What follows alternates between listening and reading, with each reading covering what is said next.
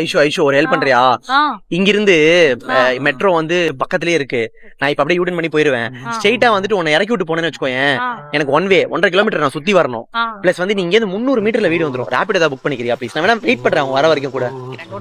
கோச்சுக்காத, பாதிலே இறக்கி விட்டேன். லாஜிஸ்டிக்கலி என்ன ஆப்ஷன் கரெக்டா இருக்கும் நான் அதான் சூஸ் பண்ணேன். 300 மீட்டர்ஸ் தான் நடந்தே போயிடுவேன். லாஜிஸ்டிக்கலி இதுதான் கரெக்ட். சரி ஓகே ஓகே, வீடியோ போய் கால் பண்ணு.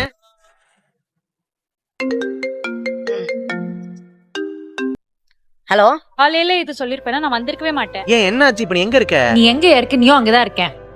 நீ தானே இப்ப சொன்ன லாஜிஸ்டிக்கலி கரெக்ட், நான் நடந்து போறேன் 300 மீட்டர் தானே.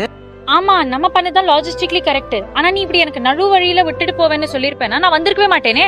நீ இங்க இறக்கி விடு, ஒன்னும் பிரச்சனை இல்லன்னு உன்கிட்ட கேட்டுட்டு தானே இறக்கி விட்டேன்.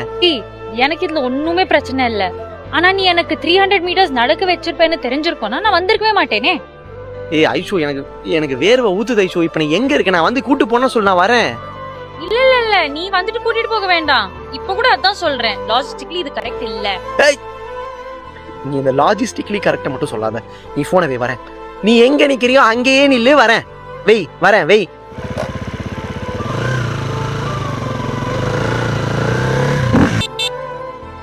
நீ இவ்வளவு சுத்திட்டு வருது லாஜிஸ்டிக்கலி கரெக்டே இல்ல. மனைவி அமைவதெல்லாம் இறைவன் கொடுத்த வரம்.